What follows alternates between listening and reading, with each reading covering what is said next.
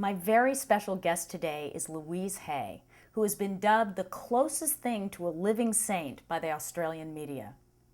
Considered one of the founders of the self-help movement, she is the author of more than 24 books, including the international mega bestseller, You Can Heal Your Life, which has sold more than 35 million copies around the world. The New York Times calls her one of the best-selling authors in history. Thanks to Louise's healing techniques and positive philosophy, millions have learned how to create more of what they want in their lives, including healing and well-being in their bodies, minds, and spirits. She is the founder and chairman of Hay House, a successful publishing company that began in the living room of her home before turning into a worldwide publishing company with offices in the UK, Australia, India, and South Africa. Hay House authors include Wayne Dyer, Dr. Christiane Northrup, Susie Orman, Dr. Brian Weiss, Doreen Virtue, and many other notables in the self-help movement. An active philanthropist, her nonprofit organization is the Hay Foundation, which supports those dealing with AIDS, battered women, and other challenged individuals in our society. Although she is now officially retired, we saw her on Oprah last year, and now I am thrilled to say that she is here with us today. Well, welcome. It is such a pleasure and honor to be interviewing you. Thank you. So you say that if we change our thinking, we can change our lives. Oh, we do.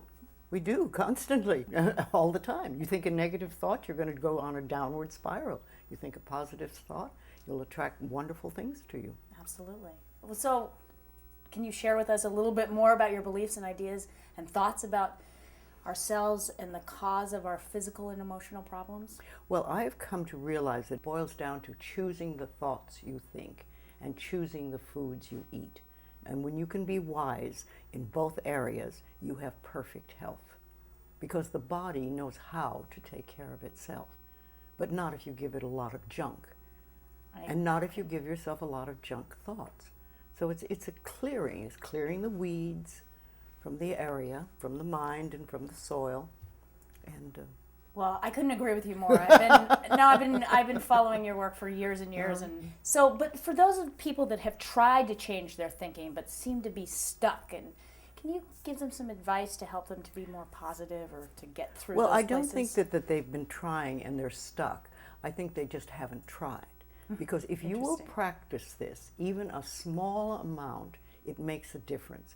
I have a simple exercise I give everybody, and some people say, oh, that's so stupid, it's so silly.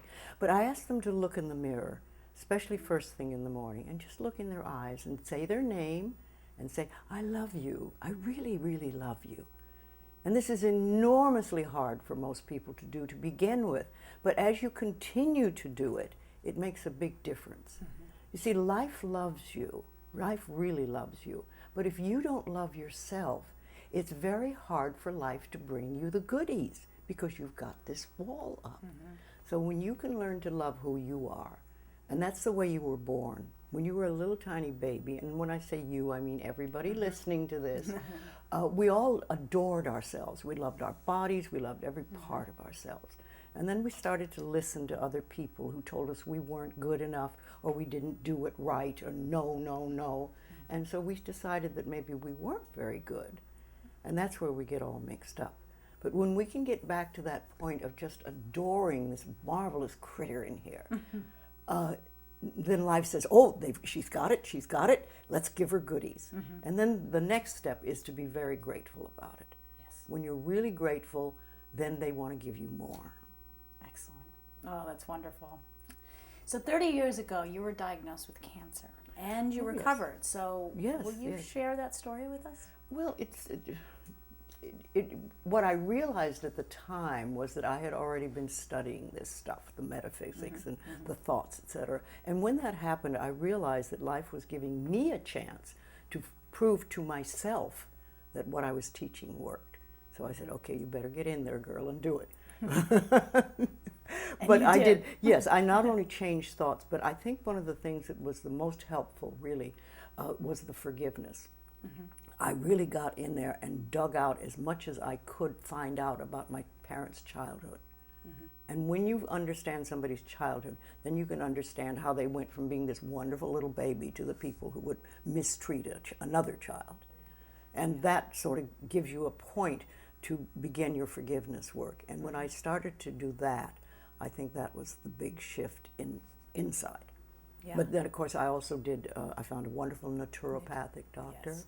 And there's a very interesting story goes with that, because this is over 30 years ago. And last week I had a letter from him. And we have not communicated in all this time. This is the naturopath? Yes. I had a letter from him, and he wanted me to do his second book. Oh, wow. And I thought, wow, isn't this interesting? Because here's a man who literally contributed over 30 years ago to healing my life. Yeah. And now I get to do something for him. That's so beautiful. So we said, Comes full circle, yes, right? full circle. So That's I'm going wonderful. to do whatever I can for him. So we had the manuscript come, and we've gone over it, and we really like it, and it's wonderful. That's beautiful. And you can't make this stuff up. No, you can't. When life has an opportunity it wants to present to you, it's there. Well, it's interesting. My ex-husband had cancer, and we did very similar things. It was the food, it was the lifestyle, it was looking at yourself in the mirror, looking at the history and where you come from. So I remember beating a lot of pillows. Yes, exactly. There you go. So Hay House South Africa gives 100% of its profits back to the people of South Africa. Yes, to the NOAA group. Okay. Yes, and which it's is specifically to the 800,000 children orphaned from the AIDS epidemic. Yes, we can't do them all. I mean, that's a lot of people, but we No. take whatever profits we have and we give it to one of the NOAA groups there. Well, what drew you to this cause? Why South Africa? I've been working with AIDS since day one. I know you have a power. You've had a powerful. I didn't effect on ask these for it, people. but life said, "Here, you handle this one." Right. In a time when nobody knew anything, nobody People knew were what. scared. Oh, they were terrified. They wouldn't touch each other. They were. Oh, it was so silly. I wouldn't get into that. But I knew I would never get it. I knew that, and I just treated people as people.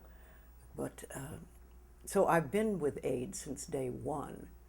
And, all AIDS things sort of touch my heart. Oh, that's so beautiful. Yes, I have a small foundation, and I call it heart money, because when I hear of something that touches my heart, then I give what I can to them. That's fantastic. So, since we're here at the Spiritual Cinema Circle, we have to ask you about movies. When did you first fall in love with movies? Oh, well... This is interesting because I grew up in the Shirley Temple era when everybody all the kids at school went to see Shirley Temple whenever it came out, and they'd all come and they'd talk. But I never went to a movie, never went to one movie in my entire childhood, with one exception.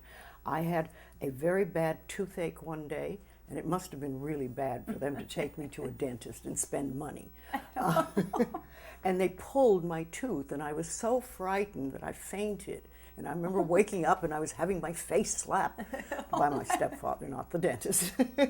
And then... That tells us a lot about your history. and then he took me to a movie, and it was The Bride of Frankenstein. Wow. So that is really strong in my consciousness Yeah. for a long time. It's the only movie I saw till I grew up. The Really? only one. I never got to see a Shirley Temple movie. Oh I got my to God. see The Bride of Frankenstein. I don't blame you for being a little bit not so interested in going, but you must have some favorite all-time movie. I mean, there must be something that Harold and Maude is probably Really? my favorite all-time And inspired movie. and touched but you? a lot of it. Yeah? I've seen it, 40 times. Really? Yes. Yeah. What inspires you about that movie? Well, it's just a charming movie. It's very, very charming, and it's funny, and it's goofy. Yeah. And, there's a lot of movies that I've liked over the time. But, I've just made a movie 2 years ago, and it was my first movie. And what I was thinking at the time, it's so interesting because most women in their 30s or 40s in the movie industry, can't get a part because they're too old. And here I was, 80 years old, making my first movie and being the star in it and getting to do my own dialogue. And I thought, wow, this is really great. I saw your movie, by the way, and it's wonderful. It's very wonderful. Yes. So if you were to recommend to people or to young people what movies they should watch, if there was would you recommend? I would say movies that inspire them. Yeah, exactly. Yes. Things that inspire you to feel good and things that give you a warm feeling in your heart. Exactly. Yes. Can you give us any positive message that you would want to get out there to our Teach people viewership? to love themselves. Yeah. Teach people to release the guilt. I think it's one of the biggest things I've done in my work is help people release guilt, because we all walk around with this huge pot of guilt that we carry. One of the things that I think about the work that I do and the work our company does is that every product that we sell or that you get as a gift from us has the possibility to change the quality of your life, to improve the quality of your life. Now, whether you actually take that opportunity or not is up to you. That's freedom. But you have, everything we give out can help people really improve the quality of their lives. And that feels good. Well, thank you for that. You're welcome. You've inspired a lot of people to change their lives and to love themselves.